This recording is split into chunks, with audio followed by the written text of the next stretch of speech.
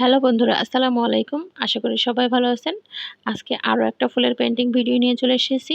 তো আজকের ফুলে আমি যে রঙগুলো করে দেখাবো সেগুলোর একটা শেড আমি এখানে করে নিয়েছি। প্রত্যেকটায় আমি একটু একটু করে রং তৈরি করে নিয়েছি। যতগুলো আমার এখানে যে পরিমাণ লাগবে সে আন্দাজে আমি করে নিয়েছি। তো প্রথম দিকে আমি একটা হালকা রং ব্যবহার করতেছি দেখুন। আর এই হালকা রংটা করার জন্য কিন্তু হচ্ছে এনকে বাইন্ডারের পরিমাণের সাথে খুবই সামান্য পরিমাণে আমি রং মিলিয়ে নিয়েছি। তো এই কালারটা নিয়ে আসার জন্য আমি খুবই সামান্য পরিমাণে মেজেন্টা যে পিঙ্কটা আছে সেই রংটা নিয়েছি, আর একটু একদমই সামান্য পরিমাণে কমলা কালার নিয়েছি। নিয়ে আমি প্রথম দিকে যে রংটা অ্যাপ্লাই করলাম সেটা সেই রংটা তৈরি করেছি। এবার যে রংটা দিচ্ছি সেই রঙেও হচ্ছে কমলার পরিমাণটা বেশি দিয়েছি আর পিঙ্কের পরিমাণ কম দিয়ে এই রঙের শেডটা তৈরি করেছি।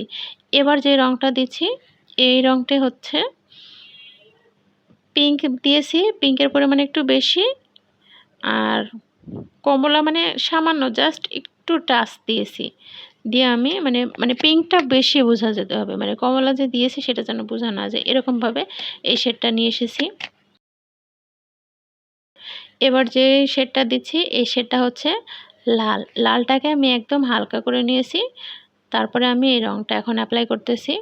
তো বেশ কয়েকটা শেডে আমি এই ফুলটা করেছি। তো আজকের ফুল করতে গেলে আমি একটু প্রবলেমের মুখোমুখি হই। যেটা হচ্ছে আমি এই কাপড়টা আগে এতদিন আমি যে কাপড়টাতে আপনাদের সাথে টিউটোরিয়াল ভিডিও শেয়ার করতাম সেই কাপড়টা শেষ হয়ে গেছে। তো আমি নতুন কাপড় এখানে হচ্ছে এই ভিডিওটা শুরু করি। তো শুরু করার পরে দেখুন এই যে রঙগুলো কীরকম জানি ঝাপসা ঝাপসা বোঝা যাচ্ছে। তো এই সমস্যাটা হওয়ার মেইন কারণ হচ্ছে কাপড়টাতে একটু মার বেশি ছিল। মার বেশি থাকার কারণে হচ্ছে কাপড়টা রংটা দেওয়ার সাথে সাথে কেমন জানি হয়ে যাচ্ছিল। তো আমি যেহেতু কাজটা শুরু করেছি তো আমি ভাবলাম দেখি এটার ফাইনাল আউটকাম নিয়ে আসা যায় কি না। তো আমি অবশেষে অনেক মানে চেষ্টা করার পরে আমি এটার আউটকামটা নিয়ে আসতে পেরেছি। অনেক ভয়ে ছিলাম।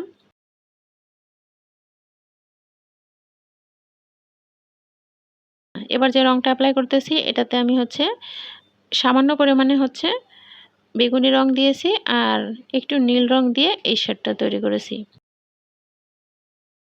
তো এই যে ফুলটা আমার মাড়ের জন্য ফুলের কালারটা একটু ঝাপসা হয়ে যাওয়ার কারণে আমি এখানে আবারও হচ্ছে গোলাপি রংটার শেডটা ইউজ করতেছি দেখুন।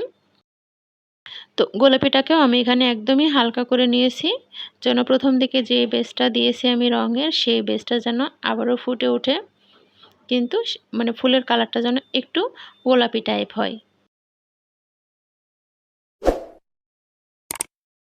তো এভাবে আজকের ফুলটা আমি হচ্ছে বেসটা দিয়েছি।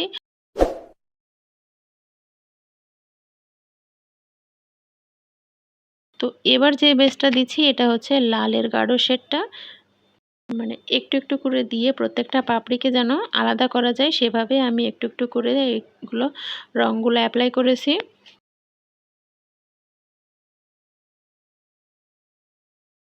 তো আজকের এই ফুলটা আমার কাছে এক ধরনের অভিজ্ঞতা। এই ধরনের এতগুলো রং দিয়ে একটা ফুল তৈরি করা আমি এর আগে কখনো করিনি। একটু অন্যরকমই ছিল। আমি নিজেও নার্ভাস ছিলাম যে এটার ফাইনাল আউটকামটা নিয়ে আসতে পারবো কিনা।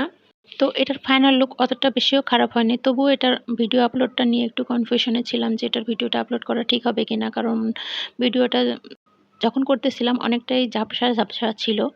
কিন্তু ফাইনাল আউটকাম অতটা বেশি খারাপ আসেনি, ভালোই এসেছে। তারপরে চিন্তা করলাম যে আপলোড করি, কারণ এইখানে আমি যে ভুলটা করেছি এই ভুলটা থেকেও কিন্তু অনেক কিছু শেখার আছে। আবার অনেকগুলো রঙেরও মিশ্রণ ব্যবহার করেছি। তো এভাবে কিন্তু আপনারাও খুব সহজে করতে পারবেন। আর মাড়সহ কাপড়ে অবশ্যই এরপরে আর মানে নিজেও করব না, আর আপনাদেরকেও বলব মাড়সহ কাপড়ে পেইন্ট করতে যাবেন না, তাহলে রঙটা ভালো মতো বসতে চায় না।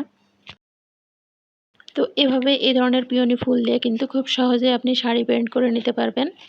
তো এভাবে যদি কটন কাপড়ে যদি রং করা যায় তো আমার কাছে মনে হয় যেকোনো ধরনের কাপড়ে এভাবে পেইন্ট করা যায়। আর আজকের রংটা কিন্তু পুরোটাই ট্রান্সপারেন্ট পদ্ধতিতে।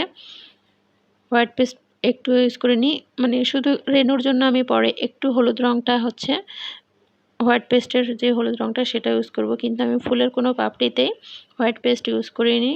তো এভাবে চাইলে কিন্তু আপনি যে কোনো ধরনের শাড়ি পেইন্ট করে নিতে পারবেন। আর পিওনি ফুল তো মানে পেইন্ট করলে এটা সবার চোখেরই নজর কাড়ে। এবার পাতাগুলো রং করে নিচ্ছি। তো পাতাটাতেও দেখুন আমি হলুদ মানে পাতাটাতেও কিন্তু আমি কালারের ভেরিয়েশন নিয়ে এসেছি। সবুজের মাঝে আমি কখনো হলুদ দিচ্ছি, আবার কখনো ব্রাউন কালার দিয়ে পাতার লুকটা একটু চেঞ্জ করেছি। একঘেয়ে মানে সবুজ রং ব্যবহার না করে পাতাতে যদি আপনি একটু করে কালারের ভেরিয়েশন নিয়ে আসেন, তাহলেও কিন্তু দেখবেন পাতার লুকটা অন্যরকম হয়, ভালো লাগে দেখতে। তো বন্ধুরা, আমার আজকের ভিডিওটি আপনাদের কাছে কেমন লাগলো সেটা কিন্তু কমেন্ট বক্সে জানিয়ে যাবেন। ভালো বা খারাপ যেটাই লাগুক সেটাও কিন্তু জানিয়ে যাবেন। তো আজকে কিন্তু আমি একটা মানে প্রবলেমের কথা বললাম, যে হচ্ছে মার সহ কাপড়ে কিন্তু পেইন্ট করলে সেটার রংটা একেবারেই ভালো আসে না, অন্যরকম হয়ে যায়। যেটা আমার ভিডিওতে আপনারা কিছুটা হলেও বুঝতে পারতেছেন। এখানে যে ডালগুলো আমি দিচ্ছি, ডালে হচ্ছে আমি ব্রাউন কালার দিয়েছি সরাসরি। আর পাতার শিরা উপশিরা দেওয়ার জন্য আমি সবুজের সাথে আমি বেগুনি এবং নীলের যে একটা রঙের তৈরি করেছিলাম, সেই রংটা মিলিয়ে আমি সবুজ রংটাকে আরও একটু ডার্ক করে নিয়েছি। সেটাই আমি এখানে পাতার শিরা উপশিরা দেওয়ার জন্য দিয়ে নিলাম। আর এবার যে আমি মানে ফুলের মাঝখানে যে হলুদ রংটা দিয়ে নিচ্ছি, এই হলুদ রংটা হচ্ছে হোয়াইট পেস্টের যে হলুদ রং, সেটা দিয়ে আমি এখানে রেণুর অংশটা দিয়ে নিচ্ছি। আর ফুলে এখানে আমি যে আউটলাইনারটা দিয়ে নিচ্ছি সেটা হচ্ছে লালের যে ডার্ক রংটা, মানে লাল আমরা মেরুন লালটা দিয়ে যেটা রং করি, সেই রংটা দিয়ে আমি এখানে ফুলের আউটলাইনটা দিয়ে নিচ্ছি। এই পিওনি ফুলের ভিডিওটির রিকোয়েস্ট ছিল লিনাপুর। লিনাপু, অসংখ্য ধন্যবাদ। এছাড়াও যদি আপনাদের কাছে অন্যান্য ফুলের কোনো রিকোয়েস্ট থাকে আমাকে কমেন্ট বক্সে জানাবেন, আমি চেষ্টা করব সেটার ভিডিও আপনাদের সাথে শেয়ার করার জন্য। তো আমার ভিডিও প্রায় শেষের দিকে। এতক্ষণ কষ্ট করে ভিডিওটি দেখার জন্য আপনাদেরকে অসংখ্য ধন্যবাদ। আর ভিডিও সম্পর্কে যে কোনো মতামত কিন্তু আমার কমেন্ট বক্সে জানাতে পারেন। ভিডিওটি ভালো লাগলে আপনাদের ফ্রেন্ডস এবং ফ্যামিলি মেম্বারদের সাথে শেয়ার করবেন, যেন তারাও দেখে কিছুটা হলেও উপকৃত হয়। আর যারা আমার চ্যানেলটি এখনও সাবস্ক্রাইব করেনি, প্লিজ চ্যানেলটি সাবস্ক্রাইব করে আমার চ্যানেলের পাশেই থাকবেন, যেন নিত্য নতুন ভিডিও দেওয়ার সাথে সাথে সেটার নোটিফিকেশন আপনাদের কাছে পৌঁছে যায়। আর যারা আমার চ্যানেলটি সাবস্ক্রাইব করেছেন তাদের জন্য রইল অফুরন্ত ভালোবাসা। এই যে আমার ফুলের ফাইনাল লুক, এই অংশটুকু ভিডিওটুকু আমি দিনের বেলা করেছি, আর পেইন্টিংটুকু আমি রাত্রের বেলা করেছি। তো দেখুন